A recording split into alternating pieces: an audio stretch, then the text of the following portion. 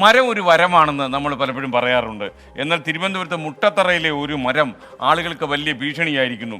പൊതുജനങ്ങൾക്കും വ്യാപാരികൾക്കും ഒക്കെ ഈ മരം കടുത്ത ഭീഷണിയാണെന്നാണ് ഞങ്ങളുടെ ബ്യൂറോ റിപ്പോർട്ട് ചെയ്യുന്നത്.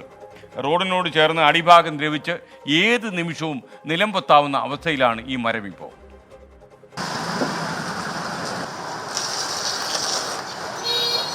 മുട്ടത്തറയിലെ ഈ വാടക മുറിയിലേക്ക് സുരേഷ് അപ്പോൾസറിക്കട മാറ്റിയിട്ട് 5 വർഷമാകുന്നു. രാവിലെ മുതൽ ഇരുള് വീഴും വരെ ഈ മുറിയുടെ മുന്നിലാണ് ജോലി. തലയ്ക്ക് മുകളിൽ പതിയിരിക്കുന്നത് അപകടമാണെന്ന് അറിഞ്ഞിട്ടും കട തുറക്കുന്നതിന് കാരണം വയറ്റിപ്പിഴപ്പാണ്.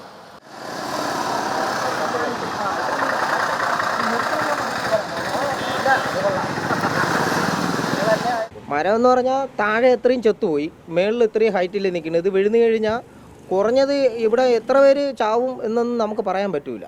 അത്രയ്ക്ക് ഡേഞ്ചറിലായിട്ടാണ് നിൽക്കുന്നത്. ജോലി ചെയ്യുമ്പോഴത്തേക്കും ഭയങ്കര ടെൻഷനാണ്. ഈ മരം എപ്പോഴും വന്ന് വീഴുവും എന്നുള്ള ഒരു ടെൻഷനിൽ തന്നെയാണ് ഇരിക്കുന്നത്. മാക്സിമം മഴയും കാറ്റും വരുമ്പോൾ ഞാൻ ഇവിടുന്ന് മാറി നിൽക്കുക. അല്ലെന്ന് വെച്ചാൽ എനിക്ക് 2 കുട്ടികളുണ്ട്.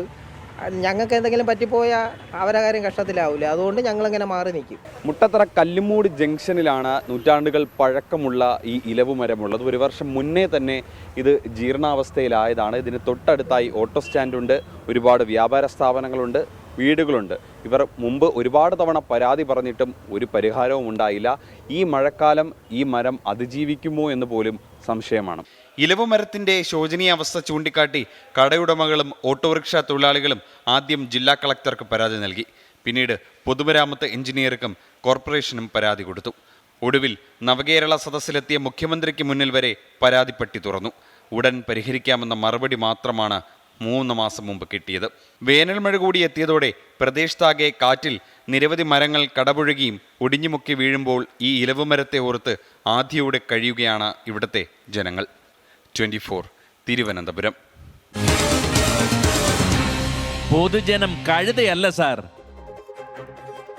മുട്ടത്തറയിലെ ഈ ഇലവുമരം ജനങ്ങളുടെ ഒരു സ്വൈര്യം കെടുത്തിയിരിക്കുകയാണ് എന്നാണ് ഞാൻ മനസ്സിലാക്കുന്നത്. വേനൽ മഴയിൽ ഇതാണെങ്കിൽ ഈ കാലവർഷം വരുമ്പോൾ എന്താവും അവസ്ഥയെന്ന് ജനങ്ങൾ പ്രതികരിക്കുന്നു. പേടിച്ചാണ്ടിരിക്കണം. ഈ മഴയൊക്കെ വരുമ്പോൾ നമ്മൾ വളരെ പേടിയാണ്. ആ കാറ്റൊക്കെ വരുമ്പോൾ നമ്മൾ ഇറങ്ങി കടയിൽ നിന്ന് പുറത്തിറങ്ങി നിൽക്കും. എപ്പോഴാണ് കടയുടെ മുകളിൽ കൂടെ വീഴുന്നുള്ള കാര്യം പറയാൻ പറ്റത്തില്ലല്ലോ. അതുകൊണ്ട് മാറി നിൽക്കും. മഴ കാറ്റൊക്കെ പറഞ്ഞിട്ടാണ് കടയ്ക്കകത്ത് കയറി ഇരിക്കണത്. ഇവിടെ ഇത്തിരി മുറിച്ച് കളഞ്ഞിരുന്നുണ്ടെങ്കിൽ എല്ലാം തന്നെ ഇത് ഉണങ്ങിയിരിക്കുകയാണ്. ഈ മഴ സമയം കാണുമ്പോൾ ഇത് അഴുവി പകുതി ഒടിഞ്ഞ് വീഴാനുള്ള സാധ്യത. ഇത് പഴയ കെട്ടിടങ്ങളാണ്. എൻ്റെ തന്നെ ഒരു 30 വർഷത്തിന് മുകളിലുണ്ട്. ഞാൻ തന്നെ ഇപ്പോൾ എനിക്ക് 52 വയസ്സായി. ആ സമയം മുതൽ ഈ കെട്ടിടം ഉണ്ട്.